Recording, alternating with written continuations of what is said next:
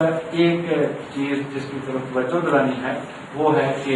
ایک ادارے نے تحقیقات کی ہزاروں جوڑوں پر کہ طلاق کی وجوہات کیا ہیں، ان میں سے چند فکریں مختصر سے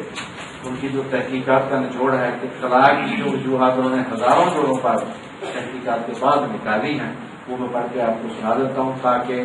جو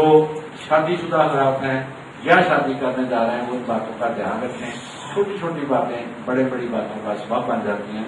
وہ کہتے ہیں کہ سب سے پہلی وجہ جو ہمیں ان جوڑوں کے انٹرویو سے معلوم ہوئی وہ یہ ہے کہ کسی ایک فریق کا دوسرے فریق سے بے جا شکایت کرنا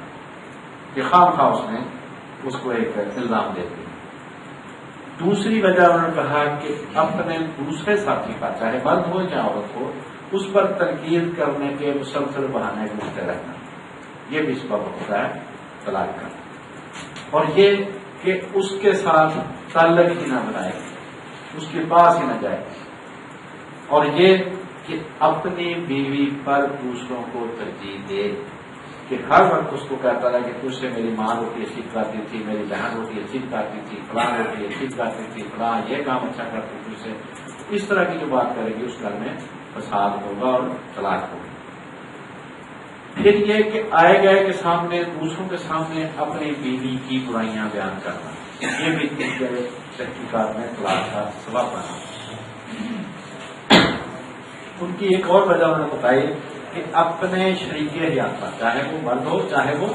عورت، کہ دونوں میں سے کوئی دوسرے پر کنٹرول حاصل کرنے کی کوشش کرے کہ میں اس کو نیچے لگا دوں، اس کو کریں۔ پھر یہ کہ اس کی جو اپنی شخصیت آتی ہے اس کا احترام نہ کرنا، ہر وقت اس کے کاموں میں مداخلت کرنی، اس کو وہ کام کرنے ہی نہیں دینا، اور جب کام کو وہ کرنے لگی اگر وہ کام تو اس میں ہر وقت اپنا نوک جھونک کا وہ رویہ رکھنا، یہ بھی طلاق کرنا ہے۔ پھر وہ کہتے ہیں کہ یہ بھی وجہ بنی ہے بہت سے جوڑوں میں طلاق کی کہ اس نے ایک ساتھی نے دوسرے ساتھی کا کبھی شکریہ ہی ادا نہیں کیا۔ ایک بڑی مشہور مثال وہ دیتے ہیں کہ 20 سال تک ایک آدمی کی بیوی تھی، دوسرا بھائی اس کے ساتھ ہی رہتا تھا، وہ 20 سال تک وہ کھانا پکا کے دیتی رہی، وہ آتے تھے کام سے اور روٹی کھا کے ہو جاتے تھے۔ ایک دن اس نے اس کے سامنے ان کے گھاس رکھ دی، انہوں نے جب دیکھا تو وہ کہنے لگے کہ یہ کیا؟ اس نے کہا کہ جیسے پہلے چپ کر کے کھا لیتے تھے آج بھی چپ کر کے کھا لیتے، تمہارے منہ سے کبھی تو پھوٹوں کو میں نے گھر پہ پکایا صحیح پکایا، کچھ تو پھوٹوں منہ سے، تو شکریہ ادا کرنے میں کتنا خرچہ ہوتا ہے۔ تو کہتے ہیں کہ طلاق کی ایک وجہ یہ بھی بنی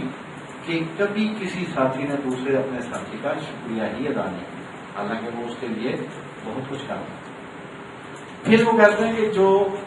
ایک اور طلاق کی جو 10 نمبر وجہ بنی طلاق کی کہ ہر وقت اڑتے رہنا اور منہ بسورتے رہنا، کہ ہر وقت منہ پر 12 بجے ہوئے ہیں، کبھی اس نے خوش مزاجی کا مظاہرہ کیا ہی نہیں، چاہے وہ مرد ہو چاہے وہ عورت ہو، تو ان دونوں کا نبھاؤ نہیں ہوتا۔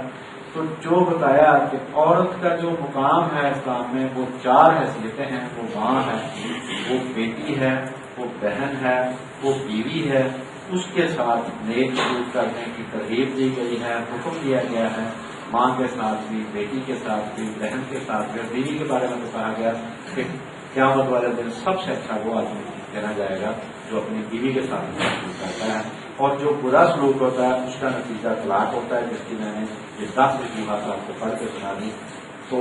میرے سمیت ہر آدمی کو چاہیے کچھ نہ کچھ ان کی طرف توجہ کرے تاکہ جو گھروں کا سکون ہے وہ بحال رہے، اور میاں بیوی کا جو فساد ہے یہ اتنا بڑا فساد ہے کہ یہ 2 بنیادیں ہیں جس پر پوری انسانیت کھڑی ہے کہ میاں بیوی سے خاندان بنتا ہے، گھر بنتا ہے، محلہ بنتا ہے، گاؤں بنتا ہے، شہر بنتے ہیں، ملک بنتے ہیں، پوری دنیا اس طریقے پر کھڑی ہے۔ اور جب شیطان مغرب کے بعد اپنا تخت سمندر پر بچھاتا ہے تو ساری دنیا سے شیطان آ کر اس کو رپورٹ دیتے ہیں، کوئی کہتا میں قتل کو آ گیا ہوں، کہتا میں بات سے روکا تو کہتا کچھ نہیں کیا، ایک آدمی کہتا کہ میں نے میاں بیوی میں لڑائی کروا دیا، تو وہ اس کو اس کے گلے لگاتا کہ اب کام پورے کیا کیونکہ اب وہ گھر نہیں بچے گا۔ تو اپنے گھروں کو بچانے کے لیے، اپنا حالات کو بہتر رکھنے کے لیے، خوشگوار ماحول کے لیے اور کچھ نہیں کر سکتے تو کم از کم شکریہ تو ادا کرنا ہے۔